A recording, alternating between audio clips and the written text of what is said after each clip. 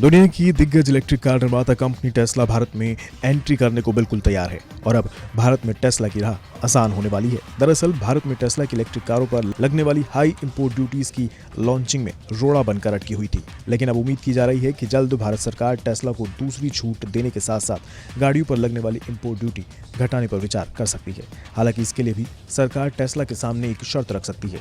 सरकार चाहती है कि टेस्ला भारत में अपना मैन्युफैक्चरिंग प्लांट सेट करने के लिए निवेश करे, तभी इसे इंपोर्ट ड्यूटी में राहत दी जा सकती है। हाल ही में एलन मस्क ने कहा था कि भारत में इंपोर्ट ड्यूटी दुनिया में सबसे ज्यादा है, इसी वजह से टेस्ला को भारत आने में देरी हो रही है। मस्क ने भारत सरकार को कारों पर कस्टम ड्यूटी घटाने की गुहार लगाई थी। ये सच है कि भारत में इंपोर्ट की जाने वाली इलेक्ट्रिक गाड़ियों पर किसी बड़े देश से ज्यादा इंपोर्ट ड्यूटी लगती है। भारत में इंपोर्ट होने वाली जिन इलेक्ट्रिक कारों की मौजूदा कीमत $40,000 यानी करीबन 30 लाख रुपए से कम है, उन पर 60% इंपोर्ट ड्यूटी ली जाती है। वहीं $40,000 से ज्यादा कीमतों वाली कारों पर 100% इंपोर्ट ड्यूटी लगती है। टेस्ला को भारत में इस साल से कारों की बिक्री शुरू करनी थी। यही वजह है कि वो सरकार से इन पर इंपोर्ट ड्यूटी घटाने की अपील कर रही है।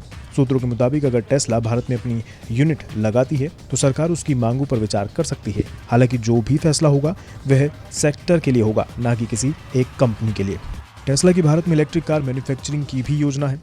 शुरुआत में टेस्ला कर्नाटक में मैन्युफैक्चरिंग यूनिट लगाने जा रही है। कर्नाटक प्लांट में टेस्ला का सालाना 2,50,000 कार बनाने का प्लान है। इस प्लांट के शुरू होने से 10,000 नई नौकरियां पैदा होंगी। यानी टेस्ला एग्रेसिव प्लान के साथ भारत में दस्तक दे सकती है। मोदी सरकार का इलेक्ट्रिक व्हीकल और क्लीन एनर्जी पर तगड़ा फोकस है।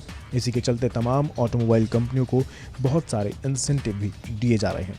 सरकार बड़ी ग्लोबल कंपनियों के साथ भी संपर्क में है और देश में अपनी मैन्युफैक्चरिंग यूनिट लगाने के लिए बात कर रही है। इसी के चलते सरकार ने इलेक्ट्रिक व्हीकल पर लगने वाली जीएसटी को पहले ही 12% से घटाकर 5% कर दिया है। तो वहीं चार्जर और चार्जिंग स्टेशन पर लगने वाली जीएसटी को भी 18% से घटाकर 5% कर दिया है। इसके अलावा ग्राहकों को इलेक्ट्रिक वाहनों की खरीद पर इनकम टैक्स में भी छूट दी जाएगी। इलेक्ट्रिक वाहनों के लिए फेम 2 के दूसरे चरण के तहत तकरीबन 20 करोड़ रुपए दिए गए हैं। सड़क परिवहन मंत्रालय ने एक नोटिस जारी कर राज्यों को इलेक्ट्रिक वाहनों पर रोड टैक्स माफ करने के लिए भी सलाह दी गई है। अभी तक इन वाहनों की बिक्री का सबसे बड़ा ब्रेकर इनकी कीमत रही, लेकिन अगर सरकार इन कारों पर इंपोर्ट ड्यूटी घटा देती है तो इनकी कीमतें भी कम होनी शुरू हो जाएंगी। सरकार भी चाहती है कि 2030 तक भारत की सड़कों पर 30% सिर्फ और सिर्फ इलेक्ट्रिक वाहन ही दौड़े।